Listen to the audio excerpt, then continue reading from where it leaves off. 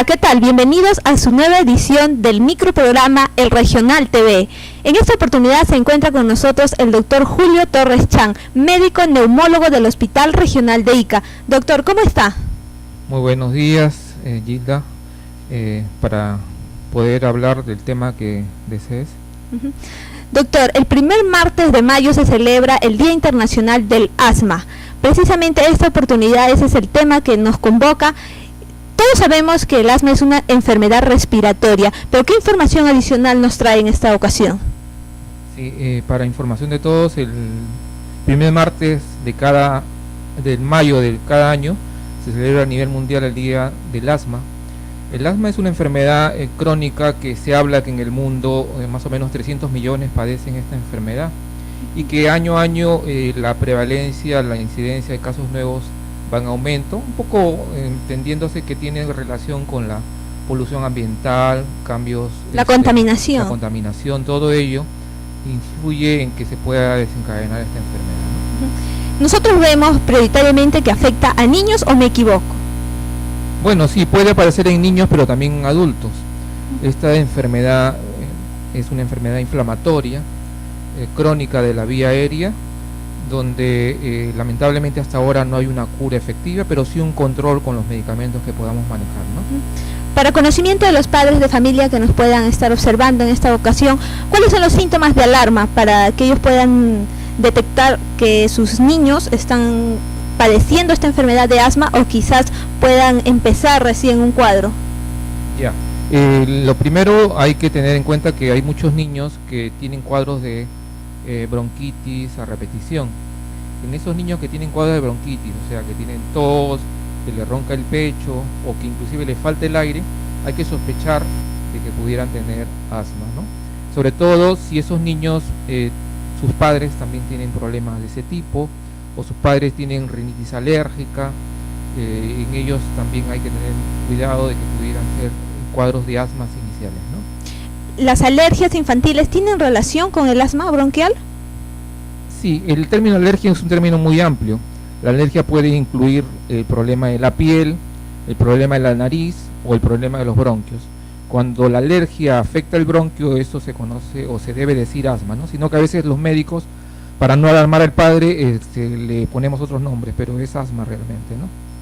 ¿Y qué pasa con la automedicación? ¿Qué tan peligrosa es? Porque muchas veces, como usted dice, el médico le informa al padre de familia que su niño tiene alergia y bueno, todos conocemos que el medicamento más común para las alergias es la clorfenamina o la cetiricina. Todavía hay muchos pacientes, familiares, padres, que acuden a las farmacias y le preguntan, ni siquiera al químico, ¿no?, sino al técnico de farmacia qué puede tomar porque su niño tiene tal o tal síntoma. Y entonces ese tema hace de que muchas veces el diagnóstico se demore y se complique mucho más la enfermedad, ¿no? En todo caso, evitar la automedicación. Sí, eso es en términos generales, no solo para el asma, sino para cualquier enfermedad. Sí, lo que pasa es que en general la alergia es un término de decir que un paciente, su organismo puede reaccionar ante determinada sustancia, que puede ser ambiental o que puede ser alimentos o inclusive medicamentos, pero esa respuesta del organismo puede ser, ya lo he mencionado, en la piel o en la nariz o necesariamente en los bronquios. El asma, si bien es cierto, tiene síntomas como ya hemos mencionado, pero uno debería confirmarlo con algunas pruebas para decir si realmente tiene o no asma. Se dice a nivel mundial que los niños menores de 3, 4 años no podemos asegurarle a los padres que cuando tienen estos episodios de repetición de tos, silbido de pecho, tengan asma. Pudiera ser una parte del desarrollo de su organismo que todavía no ha completado al momento de nacer.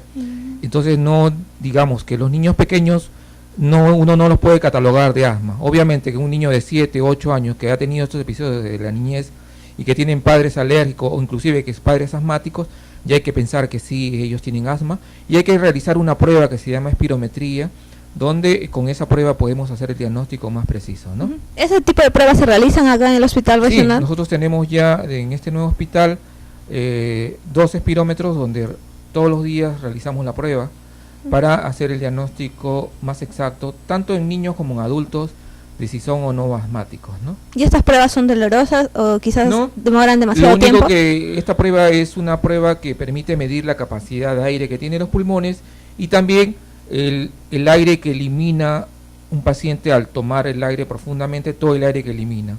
Hay un parámetro que es el volumen de aire que elimina al momento de expirar, y ese volumen de aire cuando está disminuido nos está indicando que hay obstrucción de los bronquios, y con eso, después de echarle un broncodilatador, si hay una mejoría tras el uso de este broncodilatador, hacemos el diagnóstico de asma con determinados valores que ya eso lo manejamos desde el punto de vista médico, ¿no?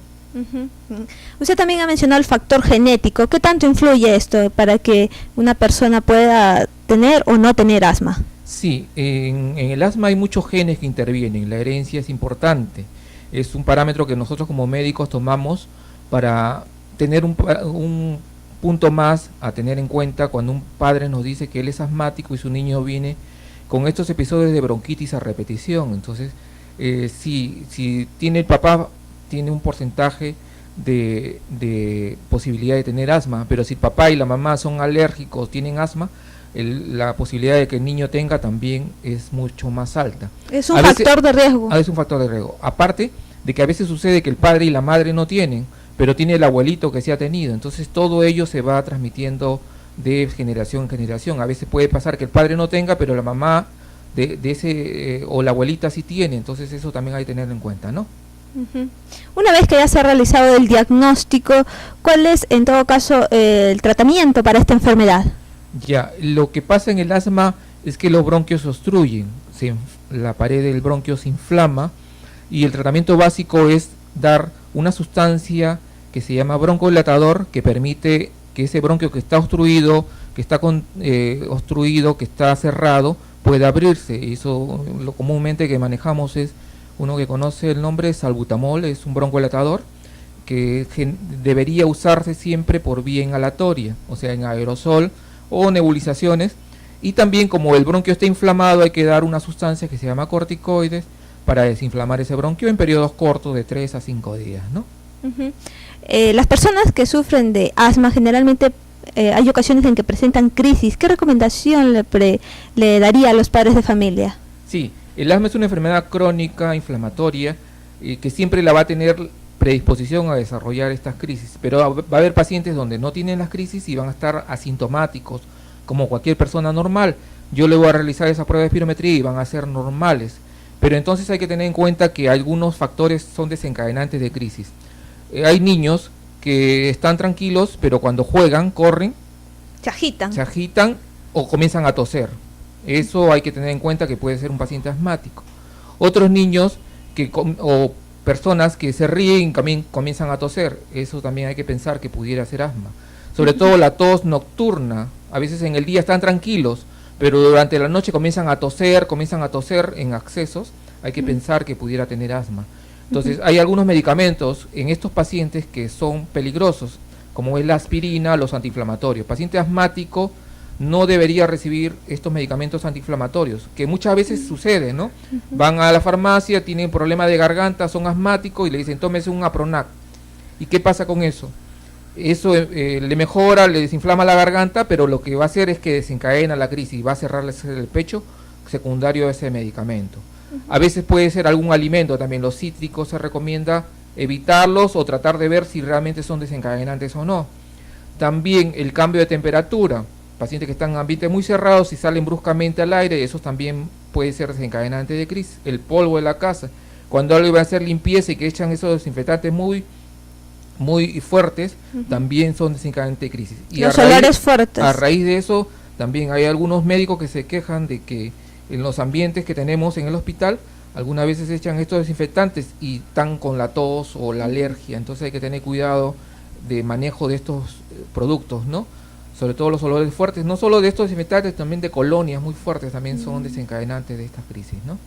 Doctor, ¿y los niños que sudan mucho de noche y tosen, también son propensos o pueden tener asma? No tanto es el sudor, sino el tener tos nocturna y sin tener ningún otro síntoma es factor de riesgo, sino el mismo metabolismo de este paciente puede estar aumentado y lo hace sudar. Entonces a ellos hay que hacerle pruebas, si son muy pequeños hay que hacerle pruebas terapéuticas, o sea, darle tratamiento como si fuera asma y ver si mejoran con el tratamiento, porque muchas veces son pacientes que tiene todo, lo primero que uno piensa es que debe ir a la farmacia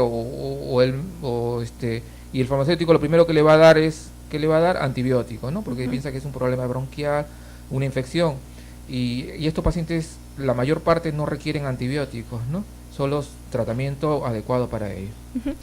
Muy bien, doctor, muchas gracias. Más bien, quisiera usted darle unas recomendaciones finales a los padres de familia que nos están observando en esta oportunidad en casa.